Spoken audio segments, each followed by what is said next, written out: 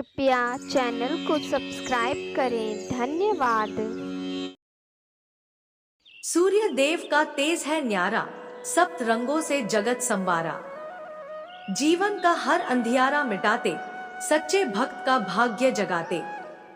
सूर्य देव की जय, प्रेम से बोलिए सूर्य नारायण भगवान की जय। हे सूर्य देव, आप हम सभी भक्तों पर अपनी कृपा सदा ही बनाए रखना। सभी भक्तों के घर परिवार में सुख समृद्धि का वास देना। तो चलिए मित्रों, नवग्रहों के स्वामी सूर्य देव को नमन करते हुए सुनते हैं रविवार के दिन सूर्य देव की अत्यंत ही सुंदर कथा। तो मित्रों, पहली कथा इस प्रकार शुरू होती है। प्राचीन समय की बात है। एक गांव में एक बुढ़िया रहती थी। उसके पास बहुत धन नहीं था, लेकिन वह संतुष्ट और खुशहाल जीवन जीती थी। वह नियमित रूप से प्रत्येक रविवार का व्रत किया करती थी। रविवार के दिन वह सुबह जल्दी उठकर स्नानादि से निवृत्त होकर अपने घर के आंगन को गोबर से लीपकर साफ सुथरा करती थी। अपने घर को सजाती और भगवान सूर्य देव की आराधना करती थी। सूर्य देव की पूजा के बाद वह व्रत कथा सुनती और सूर्य देव को भोग लगाती। वह दिन में केवल एक बार भोजन करती और बाकी दिन पूजा पाठ में ही बिताती।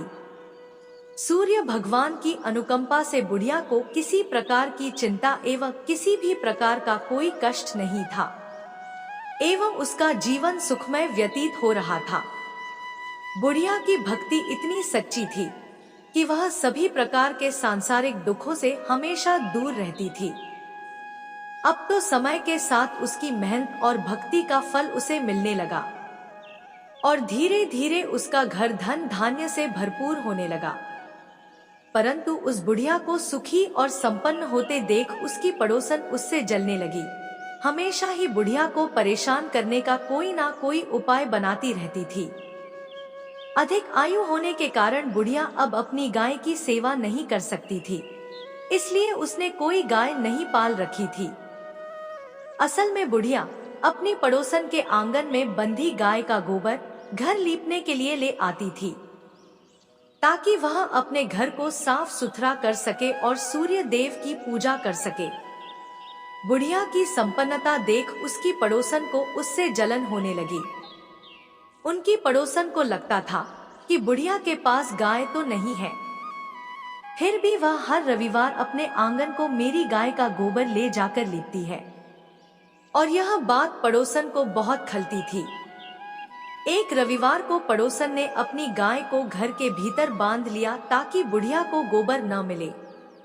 बुढ़िया को इस बात का अंदाजा नहीं था। जब उसने देखा कि गोबर नहीं है, तो वह निराश हो गई और अपने आंगन को लीप नहीं पाई। उसने उस दिन सूर्य देव की पूजा नहीं की और भोग भी नहीं लगाया। बुढ़िया पूरे दिन उपवास में रही और भूखी प्यासी सो गई। उसकी श्रद्धा और आस्था सूर्य देव के प्रति अडिग थी, लेकिन बिना पूजा के वह बहुत दुखी थी। प्रातः काल जब सूर्योदय से पूर्व उस बुढ़िया की आंख खुली, तो वह अपने घर के आंगन में सुंदर गाय और बछड़े को देखकर हैरान हो गई।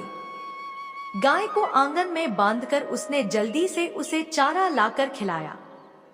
बुढ़िया की पड़ोसन ने उस बुढ़िया के आंगन में बंधी सुंदर गाय और बछड़े को देखा तो वह उससे और अधिक जलने लगी। तभी गाय ने सोने का गोबर किया। गोबर को देखते ही पड़ोसन की आंखें फटी की फटी रह गई। पड़ोसन ने उस बुढ़िया को आसपास न पाकर तुरंत उस गोबर को उठाया और अपने घर ले गई। इसके बाद पड़ोसन अपनी गाय का गोबर वहां रख आई और इस तरह वो रोज यही करने लगी। सोने के गोबर से पड़ोसन कुछ ही दिनों में धनवान हो गई। गाय प्रतिदिन सूर्योदय से पूर्व सोने का गोबर किया करती थी और बुढ़िया के उठने के पहले पड़ोसन उस गोबर को उठाकर अपने घर ले जाती थी। और बहुत दिनों तक बुढ़िया को सोने के गोबर के बारे में कुछ पता ही नहीं चला। बुढ़िया इसी तरह हर रविवार को भगवान सूर्यदेव का व्रत करती रही और कथा सुनती रही। लेकिन जब एक दिन सूर्य भगवान को जब पड़ोसन की चालाकी का पता चला, तो उन्होंने तेज आंधी चलाई आंधी का प्रकोप देखकर बुढ़िया ने गाय को घर के भीतर बांध दिया। जब सुबह उठकर बुढ़िया ने सोने का गोबर देखा तो उसे बहुत आश्चर्य हुआ। उस दिन के बाद से बुढ़िया गाय को घर के भीतर बांधने लगी। सोने के गोबर से बुढ़िया कुछ ही दिन में बहुत ही अधिक धनी हो गई। उस बुढ़िया के धनी होने से पड़ोसन बुरी तरह जल भुनकर राख हो गई और उसने अपने पति को समझा बुझाकर नगर के राजा के पास भेज दिया। सुंदर गाय को देखकर राजा बहुत खुश हुआ। उसने गाय को महल में ही रखवा लिया। सुबह जब राजा ने सोने का गोबर देखा तो उसके आश्चर्य का ठिकाना न रहा। अब तो बुढ़िया सूर्य देव से अपनी गाय वापस पाने के लिए प्रार्थना करने लगी। सूर्य भगवान को भूखी प्यासी बुढ़िया को इस तरह प्रार्थना करते देख उस पर बहुत करुणा और दया आई। उसी रात सूर्य भगवान ने राजा को स्वप्न में कहा, राजन, बुढ़िया की गाय व बछड़ा तुरंत लौटा दो, नहीं तो तुम पर विपत्तियों का पहाड़ टूट पड़ेगा, तुम्हारा महल नष्ट हो जाएगा। सूर्य भगवान के स्वप्न से बुरी तरह भयभीत राजा ने प्रातः उठते ही गाय और बछड़ा बुढ़िया को लौटा दिया। साथ ही राजा ने बहुत सा धन देकर बुढ़िया से अपनी गलती के लिए क्षमा मांगी। राजा ने पड़ोसन और उसके पति को उनकी इस दुष्टता के लिए दंड दिया। फिर राजा ने पूरे राज्य में घोषणा कराई कि सभी स्त्री पुरुष रविवार का व्रत किया करें। रविवार का व्रत करने से सभी लोगों के घर धन धान्य से भर गए। राजनगर में चारों ओर खुशहाली छा गई। स्त्री पुरुष सुखी जीवन यापन करने लगे तथा सभी लोगों के शारीरिक कष्ट भी दूर हो गए। मित्रों, पहली कथा समाप्त हुई। बोलिए सूर्य भगवान की जय। जय जय सूर्य देव। अब सुनते हैं सूर्य देव की दूसरी कथा। प्राचीन समय की बात है। संतपुरा नगर में एक निर्धन ब्राह्मण रहता था। वह सूर्य देव का अनन्य भक्त था। ब्राह्मण संसार के सुख दुख से परे केवल सूर्य देव की आराधना में लीन रहता था। वह हर रोज सुबह सबसे पहले नहाता और सूर्य भगवान की पूजा करता और इसके बाद अन्य काम किया करता था। उसकी भक्ति इतनी गहरी थी कि उसकी सुबह की पहली किरण और शाम की अंतिम पूजा सूर्य भगवान को समर्पित होती थी। लेकिन भक्ति के इस मार्ग ने उसे संसार के कठोर सत्य गरीबी से दूर नहीं किया। उसकी झोपड़ी टूटी फूटी थी और पेट भरने के लिए घर में एक समय का भोजन भी नहीं हो पाता था। उसकी पत्नी रोज उसे ताने देती कि दिन भर पूजा करते हो, लेकिन घर में चूल्हा जलाने को अन्न तक नहीं होता है। भला कहीं भक्ति से पेट भरता तो क्या ही बात होती। ब्राह्मण हर रोज अपनी पत्नी की बातें सुनता, लेकिन अपनी भक्ति से डिगता नहीं था। उसके पड़ोसी भी उसे निकम्मा कहकर अपमानित करते थे कि सारा दिन इधर उधर घूमता है, जैसे कोई बड़ा तपस्वी हो। अब धीरे धीरे इन तानों और उपेक्षाओं ने उसके मन को गहराई तक आहत करना शुरू कर दिया था। एक दिन उसने निर्णय लिया कि अब इस संसार को छोड़कर केवल सूर्य भगवान की शरण में चला जाऊंगा। इसके लिए ब्राह्मण ने अगली सुबह जल्दी उठकर स्नान किया, पूजा की सामग्री ली और जंगल की ओर चल पड़ा। चलते चलते उसे एक निर्जन स्थान मिला, जहां एक सूखा हुआ पीपल का पेड़ और एक लगभग सूखा हुआ तालाब था। ब्राह्मण ने सोचा, यही स्थान मेरी भक्ति के लिए उपयुक्त है। उसने पीपल के नीचे बैठकर सूर्य भगवान की आराधना शुरू की। पूजा समाप्त होने पर उसने तालाब से थोड़ा सा पानी लिया और सूर्य भगवान को अर्घ्य दिया। जैसे ही पानी बहकर पीपल की जड़ों और तालाब में पहुंचा, एक अद्भुत चमत्कार हुआ। सूखा हुआ पीपल हरा भरा हो गया, उसकी शाखाएं हरी भरी पत्तियों से भर गईं। वहीं तालाब स्वच्छ जल से भर गया। जब ब्राह्मण ने सूर्य देव की आवाज सुनी तो वह घबरा गया और सोचने लगा कि इस पीपल में कोई भूत रहता है, जरूर वही मुझे आवाज दे रहा है। और ब्राह्मण बिना कुछ कहे वहां से लौट गया। अब तो हर रोज जब ब्राह्मण पूजा करता, तभी उस तालाब से आवाज आने लगती। रोज यह सुन सुनकर वो चिंतित होकर दुबला होने लगा। ब्राह्मण की पत्नी कभी कभी उससे मिलने जंगल में जाती थी। एक दिन उसने अपने पति से पूछा, आप दिन पर दिन दुबले हुए जा रहे हैं। उसने अपनी पत्नी को सारी घटना कह सुनाई। उसकी पत्नी, जो सामान्यतः उसे ताने देती थी, इस बार अपने पति की बात सुनकर गंभीर हो गई। उसने कहा, यह कोई भूत प्रेत नहीं है, यह स्वयं सूर्य भगवान है, जो तुम्हारी भक्ति से प्रसन्न होकर तुम्हें वरदान देना चाहते हैं। ब्राह्मण ने चिंतित होकर पूछा, लेकिन मैं उनसे क्या मांगूं? मेरी मांग छोटी हो तो जीवन भर पछतावा रहेगा, और अगर मैं कुछ भूल गया तो? पत्नी ने मुस्कुराते हुए कहा, तुम्हें उनसे यह मांगनी चाहिए कि नौखंड के महल में सोने के पालने में अपने पोते को झूलते हुए अपनी आंखों से देख सको। इससे तुम्हें धन, संतान, सुख और दीर्घायु सब कुछ मिल जाएगा।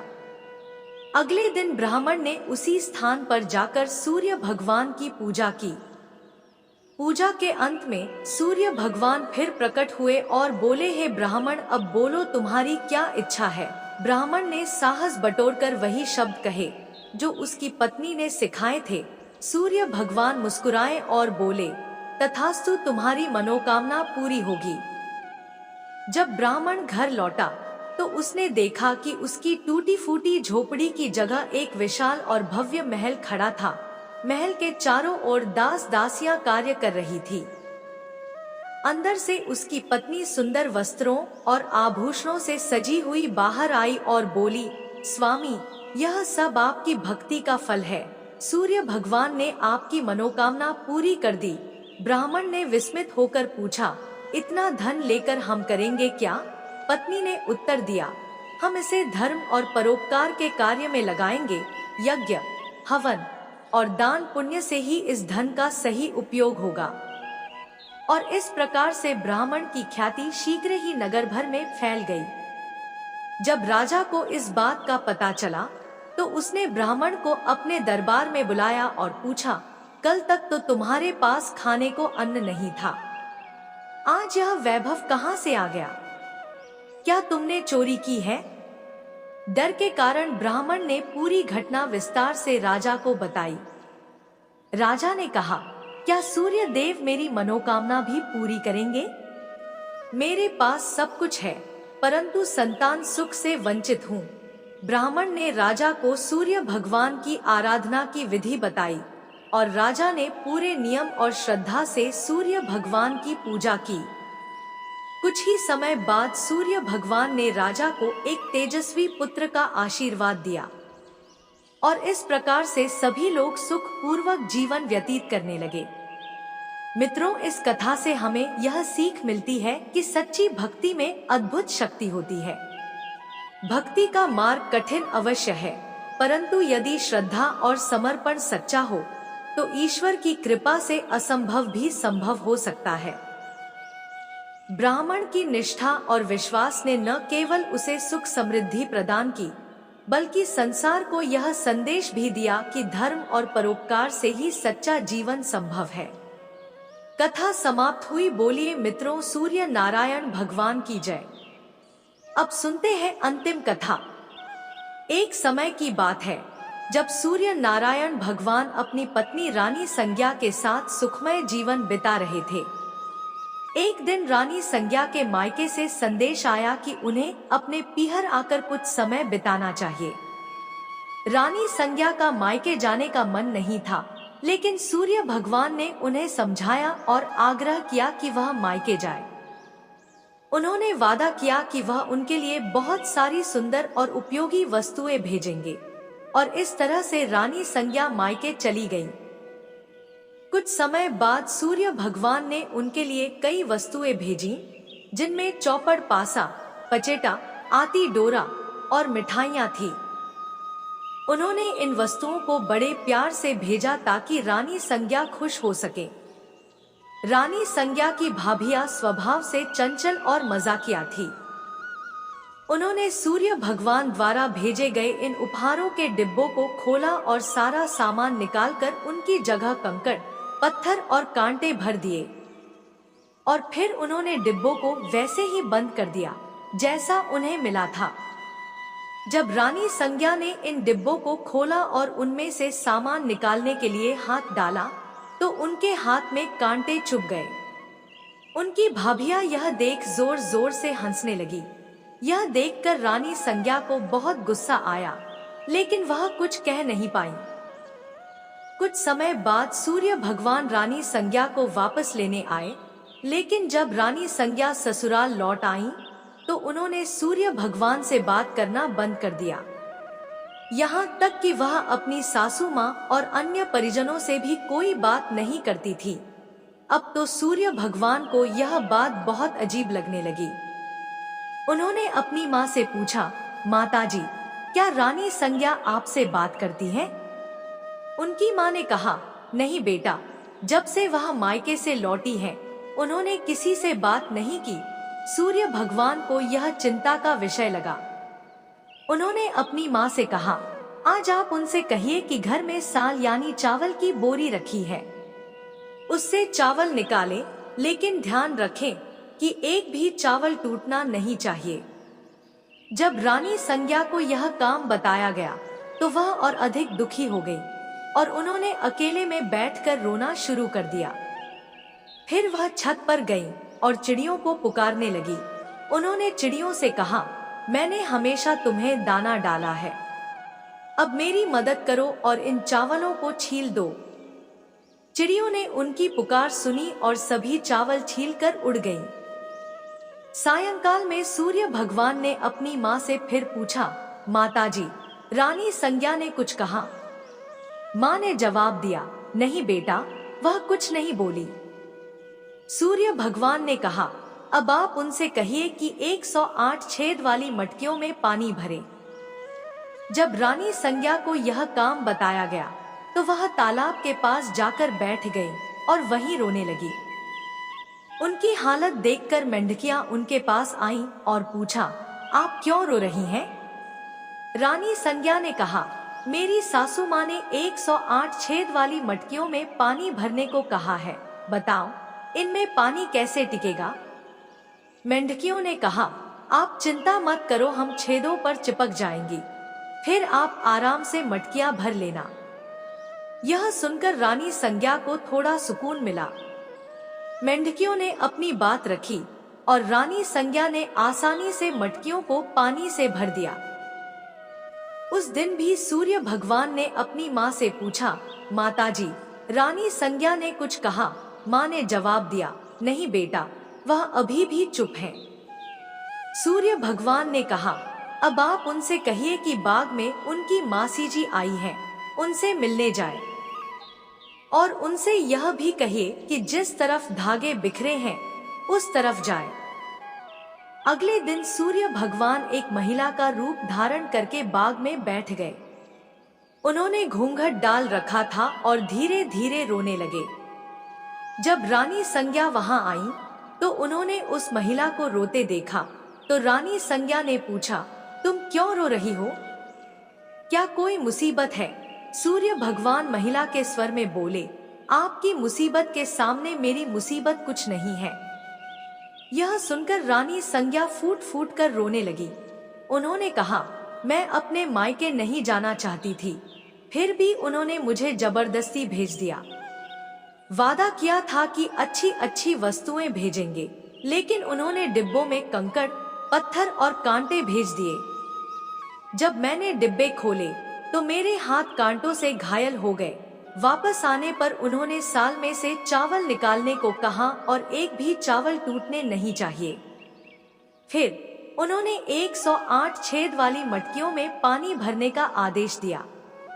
यह कहते कहते रानी संज्ञा की आंखों से आंसू बहने लगे। रानी संज्ञा की बात सुनकर सूर्य भगवान ने उनका हाथ पकड़ लिया और अपने असली रूप में आ गए। उन्होंने कहा, रानी संज्ञा, चुप हो जाओ, मैंने तुम्हारे लिए चौपड़ पासा, मिठाई और सुंदर वस्तुएं भेजी थी। यह सब तुम्हारी भाभियों का मजाक था, मेरी कोई गलती नहीं थी। अगर तुमने यह बात पहले ही बता दी होती तो तुम्हें इतनी मुसीबत नहीं झेलनी पड़ती। सूर्य भगवान की बात सुनकर रानी संज्ञा को राहत मिली और उन्होंने सूर्य भगवान को क्षमा कर दिया। और सूर्य देव रानी संज्ञा के साथ खुशी खुशी रहने लगे। मित्रों, यह कथा हमें यह सिखाती है कि धैर्य और सहनशीलता हर परिस्थिति में हमारा साथ देते हैं। इस कथा में प्रकृति के जीव जंतुओं जैसे चिड़ियों और मेंढकियों ने रानी संज्ञा की मदद की, जिससे यह संदेश मिलता है कि जब हम दूसरों के लिए अच्छे काम करते हैं तो संकट के समय वे भी हमारी मदद करते हैं। कथा समाप्त हुई। बोलिए मित्रों, सूर्य नारायण भगवान की जय हो।